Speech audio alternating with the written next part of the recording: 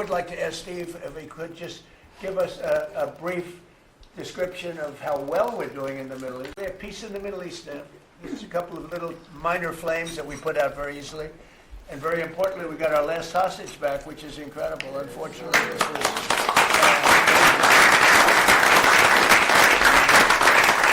something that nobody said could be done. And I will tell you, Hamas was a big factor in getting all of the hostages back. We were not happy with them, and they had to bring them back, and they found the dead hostages, the bodies of hostages and those parents wanted their sons back, I think in all cases sons, but they wanted their sons and their family. They wanted their sons back as much as the people that had living hostages that we got them back to. So we got the 20, but remember, we got hundreds back previous to that. But I always said getting those last 20 back is going to be very tough. And we got them back, and we got all of the bodies back also, which to those parents was just as important as getting back the son that was living. Steve, could you give us a little description, please? Well, your policy of peace through strength, that's what delivered them home. Without that pressure, it never happens. We are in the second phase now. We've stood up for the first time, Mr. President, on your behalf, a technocratic, all Arab government. We've got the terrorists out of there, and they're going to demilitarize. They will, because they have no choice. So we expect that. Pardon me? And now we want to get Hamas no guns, right?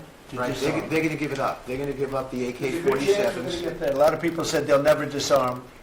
Looks like they're going to disarm. And they did help us with those bodies, getting them back. And that family is so grateful to you. They called. I spoke to them. Jared spoke to them. You know, it's an amazing story. He broke his shoulder, but he went out there because he didn't want his friends to fight alone. He would be alive today but for that. He had no reason to go out with a broken shoulder, and he went out and fought them courageously. And died. That's right. It's a great story, and the parents are great. They were the only ones who didn't, they came back pretty rapidly, actually, considering we had get some back initially with the initial group. After that, we had to get a lot. That's a tough job. That's a nasty job, too. Who would want that one? That's a nasty job. Between Israel and Hamas working together, if you can believe it, they got them back. And we got the last one back yesterday, and the parents are so happy. It's amazing, actually, how... We sent a message to the parents on your behalf, as you suggested, and they were so grateful. I guess grateful to me is a much better word, because it's hard to be happy, but they were, actually. I mean, they couldn't believe that they had their baby boy. The mother said, my baby boy back. It's a very terrible thing. Steve, Russia, Ukraine, we're making a lot of progress. Could you explain that? The Ukrainians actually said that we've made more progress since Geneva than they've seen in the last 4 years of that conflict. So we had 5 Russian generals last Sunday in Abu Dhabi with Jared and Dan Driscoll, and we think we made a lot of progress. The talks will continue in about a week, but lots of good things happening between the counterparties discussing the land deal. Talking together. We have a security protocol agreement that's largely finished, a prosperity agreement that's largely finished, and I think the people of Ukraine are now hopeful and expectant that we're going to deliver a peace deal sometime soon. And because of the cold, extreme cold, they have the same that we do.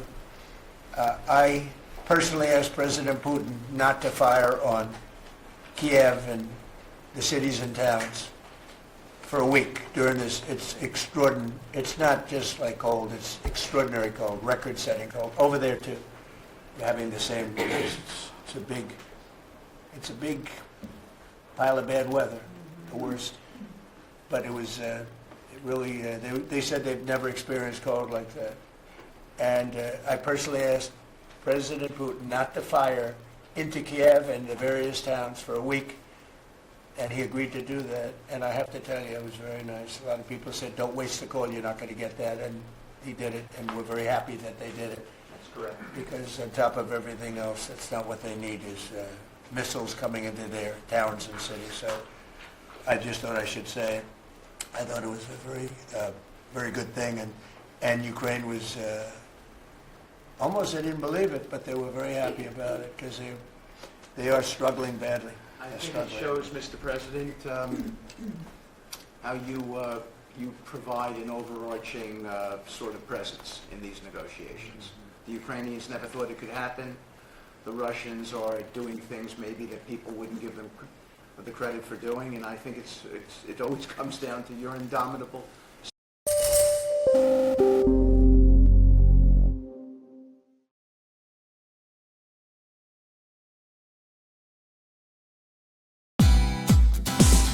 Hey, thank you for watching this on CNBC TV 18. Hope you liked it.